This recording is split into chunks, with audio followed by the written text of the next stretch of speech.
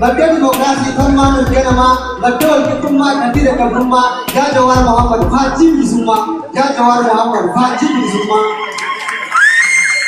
Intala siyaasaa akka keessa beekumsaa utubaa demokraasii kadira tukursaa fitnaa tumsee kadira babaasaa bar Jawaar Mohammad dhugumaan ogeessaa bar Jawaar Mohammad dhugumaan ogeessaa.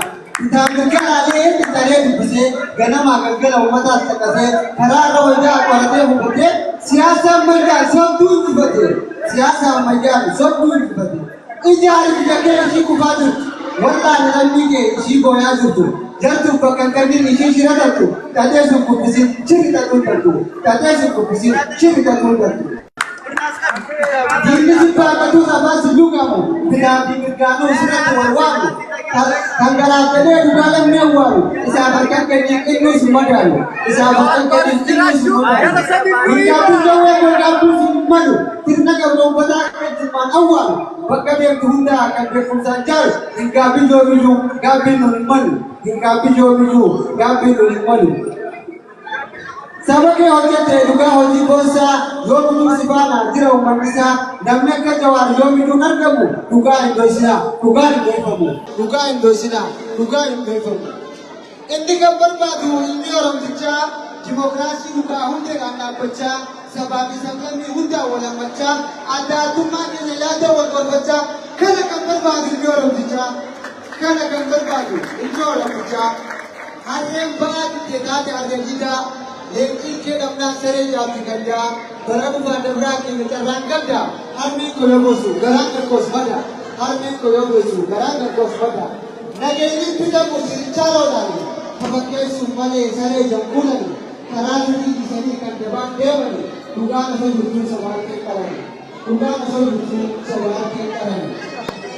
Galmi afaan gubbatti guutudha. Biyya Faransaay irraa galmi afaan gubbatti guutudha. Kabajamtoota jaalatamtoota dhaggeeffattoota keenya kuni sagantaa Ingaabbuu sirna kitaaba obbo Jawaar Mohammad Ingaabbuu jedhu irratti biyya Faransaay Paaris keessatti yeroo ammaan kana babbareedduun ilmaan Oromoo wal gahuudhaan yeroo ammaan kana sirna eebbaa kana akka ajaa'ibatti eebbisiisuu irratti kan argaman kabajamtoota jaalatamtoota dhaggeeffattoota keenya obbo Jawaar Mohammad guyyaa irraan kanaa gaaffiiwwan baay'een deebisee jedhameeti eegamaati jira. Gama biraatiin ammoo yeroo ammaan kana namoonni baay'een walaloo fi yaada garaagaraa dabarfataatii kan jiranii ammaan kana sagantaa kitaaba eebbisuudhaan namoota ispeeshaal jedhamanii irratti farramee obbo Jawaar Mohammad kanuudhaaf deemudha. Kabajamtoota jaalatamtoota dhaggeeffattoota keenya baga nagaan dhuftanii isiniin jechaa egaa hayyucha ofitti kabajaa gochuun akkana Oromoon bahaadiyaa kaabaa kibbaa dhuftee galma afaan gubbatti guutteetii jirti magaalaa Paaris biyya Faransaay keessatti jechuudha. Bakkoota hin eegamin hundatti galmi yeroo ammaan kana akka malee guutameetii jira. Dubbiin dhiyeenya obbo Jawaar Mohammad taasisaa jiru dhugaan uummata Oromoodhaa kan inni dubbataa jiru akka malee namoota baay'eedhaaf taateetii jirti. Kana ammoo haala miidiyaa irratti deemaa jirurraa hubatuun ni danda'ama jechuudha. Akka malee gammachuu guddaatu dhagahamaa hayyoota keessan bakka hundatti haala kanaan kabajuu keessaniif uummanni Oromoo uummanni kabajamaan uummanni jaalala malee jibba hin beekne uummanni haqa isaa gaafachuu malee haqa namatti hin tarkaanfanne haala kanaan hayyuu ofii kabajuu isaaniitti hedduu gammachuu guddaatu nutti dhagahama. Jireenya keessatti milkaa'uu yoo barbaadan taate afaan keessan afaan biyya kanaa barachuun aadaa biyya kanaa barachuun barnoota idilee barachuun barnoota immoo barnoota dalagaa nama argamsiisuu danda'u barachuun murteessaadha jechuudha. Isin qofaanii miti kan lolaa jiru. Bakkaan dhaqee hunda keessattuu bikka dargaggeessii baay'atu. Kanan dubbata maaliifi galaanni biyya barachuu kuni osoo ati hin beekne si kofalchiisaatu asiin kuta. Haawee guddaa inni beektanii osoo darbii yoo itti seente waggaa ati garagaltu biyya biraan si baasee jira. Kanaaf yeroo Faransaay barnoota keessatti cimtanii afaanii cimtanii har'a akkaan isin hin lolle dhagootanii akkaan isin faarsuu fi isin hin boonne godhuu keessaniif ammallee galatoomaa gara fuuldurallee jabaadhaan isin hin jira. Isin kophaa miti akka biyyaattis biyyi keenya leencalloota akka riisoorsi uumamaa qabdi. Lafa jalaa ka lafa gubbaadhaa albuudaaf biqiltuu san kophaa miti garuu riisoorsii. Ilma namaati ilmi namaa biyya tokko takka baadha takka makina baabaatatu. Biitii takka lammiilee isin yoo barsiifate.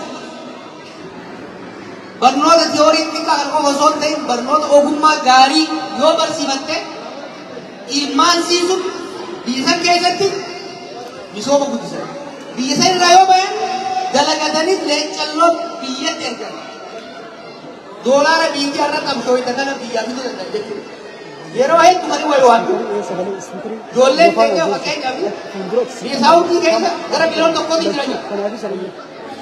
Qatar, Emirates, biyyoota adda addaa keessatti namni keenya hedduu jiru. Miliyoonotaan jiru. Garuu immoo hojjettoota biyya sana hojjetan biyyoota sana keessa hojjetan keessaa kaffaltiin gadaanaan kan kennamu nama keenyaaf waa'ee maaliif akka ta'e beekani tokko afaan biyya sanii hin beeknu hajjitu galeessa yoo ta'e afaan arabaa hin beeknu awurooppaa yookaan dhufne fireechi yookiin ingilish hin beeknu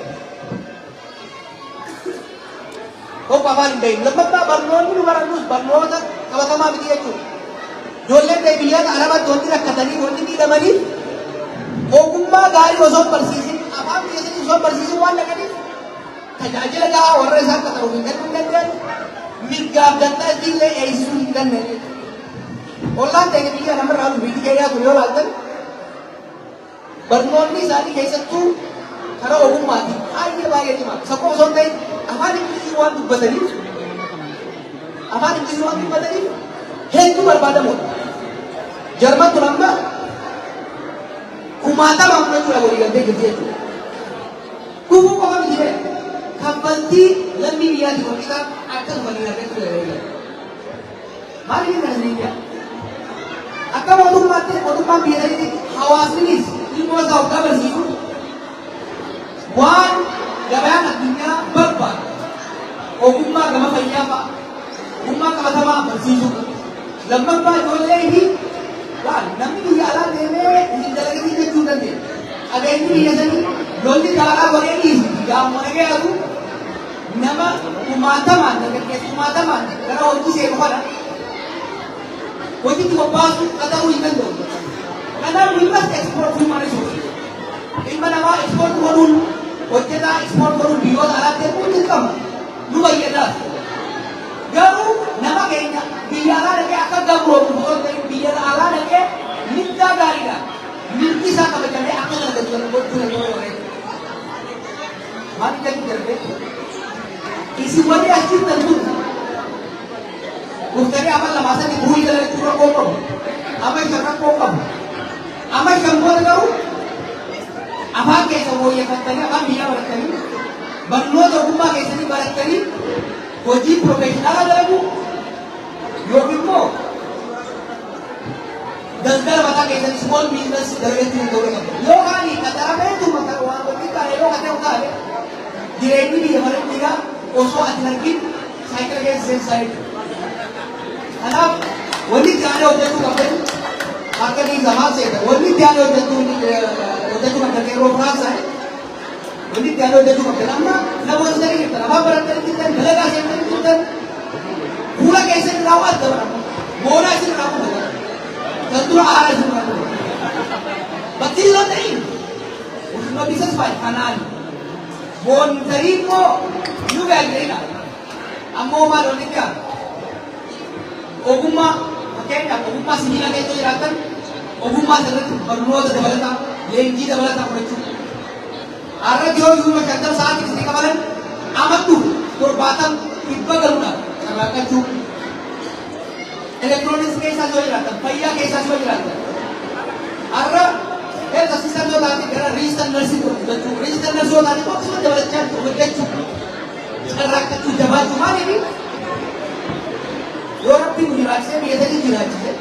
Amat tidak ada biasa yang saya akan simpan boleh berada itu. Amat tidak buat dari tadi. Opini orang apa kalau tuan tadi orang kawin dengan dari mana? Ayo apa mana jauh kau jodoh ni? Dan dalam tu, wajah tu kau bane, kau boleh ya desa, tu berikan desa. Semua dah tiap hari. Arau tu baru kita dari berada itu. Boleh kata jol. Siasa itu harus berkata das. akeekni qabsoo ultimate roon malaqaa sirraa kaafne jallaa keenya takka qajeelchinee takka cabsine sirna dimokiraasii kanaafnes waggaa dhuunfute eegsa jireenya namaa fooyyessuu jechuudha. It's about improving quality of life. Quality of life waggaa kenna gama fayyaati, gama soorataati, gama mana keessa galaniiti. Kana hunda gochuudha immoo maali? Dhaloonni lafaa dhufu. Dhaloonni lafaa dhufu yeroodhaa gama yerootti barnoota, ogummaa, naamusa guddisaan deemu hundatti waan namoota beekanii immigrant akka baqataan kun biyya hedduutti beekan beeka. Yeroo keessatti sagantaa keessatti namni keenya xiqqaadha kan yakkaan beekamu. Gama naamusaatti akka gaarii jiru. Gama barnootaatti jabaachaa deemaa jiru. Amma immoo galii qabu, skills qabu gala fuudhatti akkanaa jabaatan isin dhaabuu barbaada. Hedduun isin jaalladha. Waan isin jaalladhuutti isin jiru. Maaliif? Alagaan dhagee hoggaan isin lolu uummanni dhirduubaa qabu, dargaggeessinii dubartoonni dhirduubaa qabu, warra naamusa qabu, warra barnoota isaanii cima, warra dalagaa isaanii cima, warra gara baraatti fooyya'aa guddachaa deemu. Ta'uu yoo beeke abbatti dubartii dhagamu jechuudha. Goobaanii dubbadhaa jechuudha. Kanaaf hoggaan deeggarri hoggaan hin qabnu san akka isin namoota waan beekuufi namootni hedduu galatoomaa gara fuulduraas gara namoota shakkii kan qabu galatoomaa. Kanarraa siyaasa yoo isin dabalee isin kun gaafachiifti kanaafuu carraa gaafii deebiin isin eegalu. Ammayya kennaa fi obbo Jawaar Muhammad Al-Dhufatii keekii hawaasni keenya qopheesse kan namoonni hin qabu.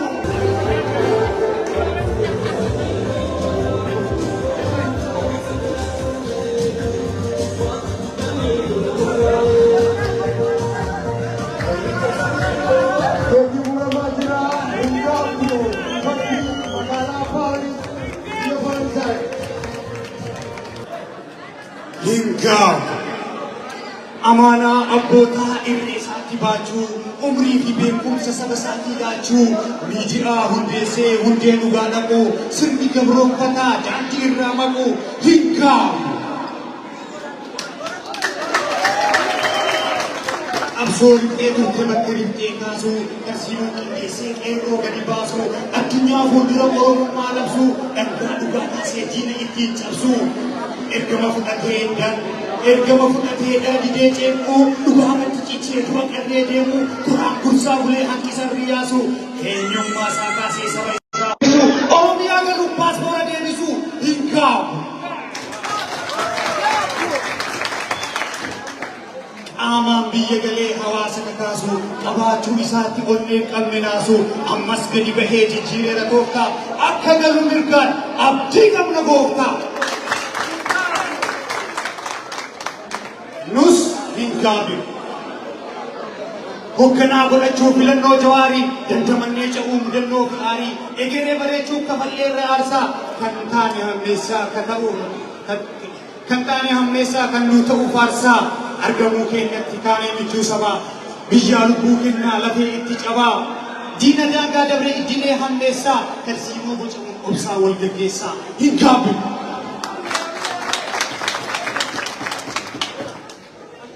Harreen haada guuttee jennaan ofittoo gabaabsite. Jawaar sakaaluu feeti. Sochii isaa dhaabsiftee hawaasni Oromoo kitaaba nu eebbisa. Gaaf tokko jechuu jiru dhimma bannee nu qaba. Jawaariin as deebisa. Leenci qaataasii obsaa amma obsa bitatee Oromoonni dubbisa kitaabicha bitatee gaafa inni gabbahee Rasasaan itti rabbitu isa oolchee akka jara kaawwanii fudhachuu didiloochee dura sodaattuu dinnaa buufanii buustanidha har'a sisaalfatanii balleessuuf kaatachidha. Oromiyaa shirarraa adda boona jalattiin sumni giiftii si akkasumas si goona Jawaan dhugaa dubbata qabsoollee ni deebisa addunyaarra naanna'ee kitaabicha eebbisa. Namni dhugaa qabate yoomuu onneen isaa goota amma amma kaagadiyaa ujawaarii hordoftoota shubeerri keenya beekamaa duukaa hiriira nuti taanaan beenzina jawaar maarshii jijjiira.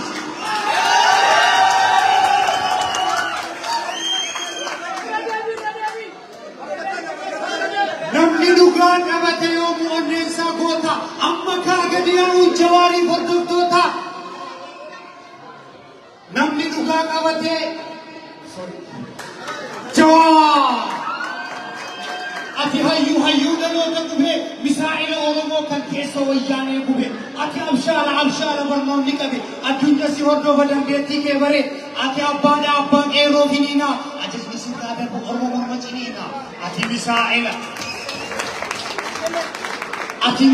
kan galma diinaa diigu isa obboree kee rakkoo sabaa hiiku ati kennaadha kan waaqni oromoo laate guyyaa ati gabbaate ormi mana dachaati ati goota dhugaa bookisu addunyaa si hordofa absooteen na ho'isuun ati maandisa qabsoo gochu isa halkanii guyyaa amaanaa gootaa gochu ati urjii isa dukkana ibsu isa kaayoodhaan amaanaa gootaa cibsu ati nagaa buusu artuu shira haxaa'u madda tola ol buusu ati teennaan ni teenna ati kaanaan ni kaana qombaasii qabsoo sabaa umriin kan kee amaana.